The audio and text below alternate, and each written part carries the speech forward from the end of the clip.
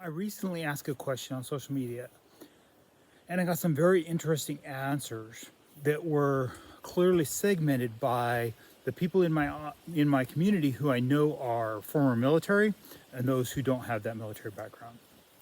The question was, which is more important, planning the plan or following the plan?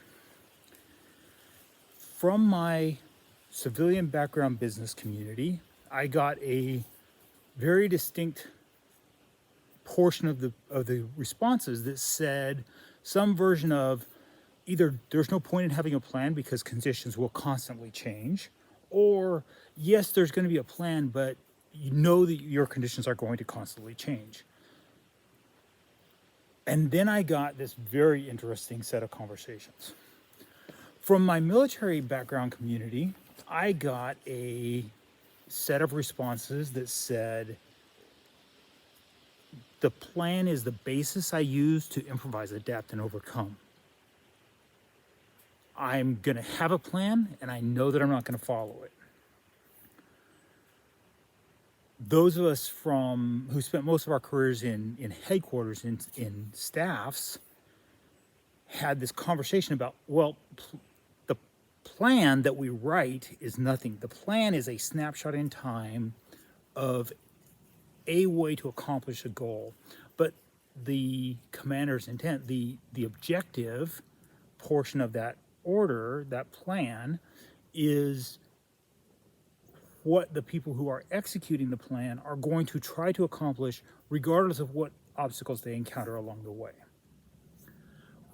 And so the people who are doing the planning say, quote General Patton from World War II and say, a good plan executed today is better than a perfect plan executed next week.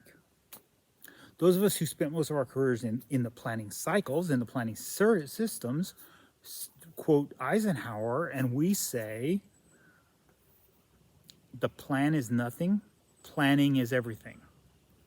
What we mean is that entire process of sorting through the information in the environment and identifying the steps that we need to follow to accomplish the objective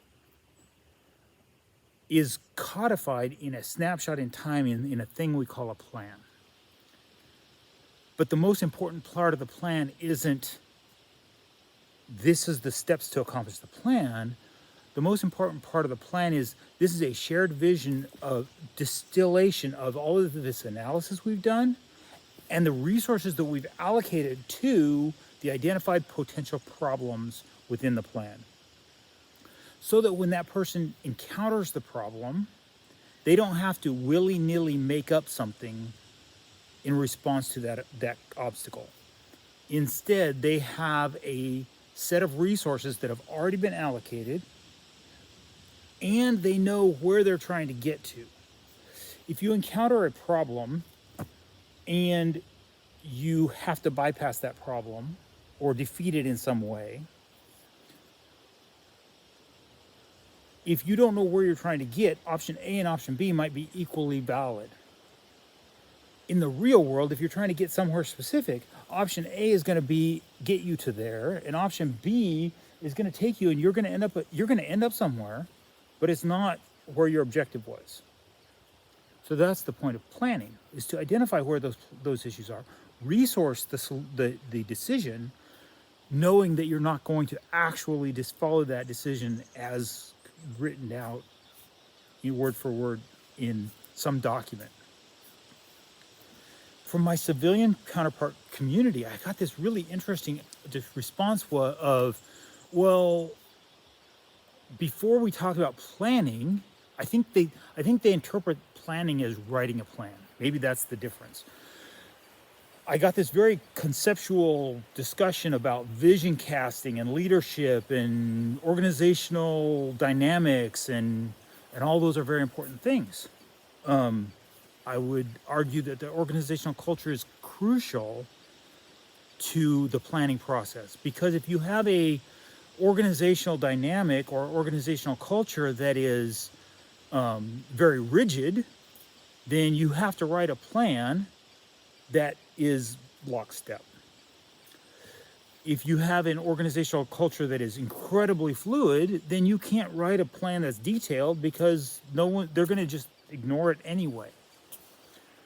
So those considerations are totally in the way I'm approaching the question. Those considerations are part of the question.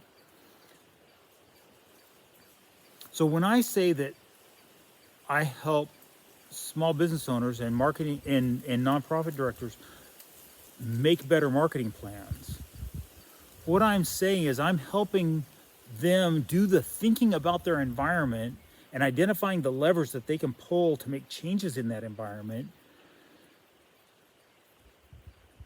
that they can't afford the time or the mental capacity to do that thought process. They're busy serving customers now.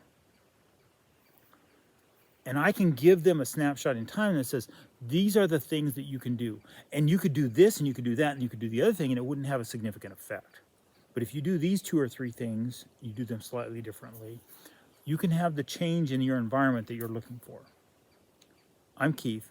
I'm the bald guy. I make marketing plans for nonprofit directors and small business owners.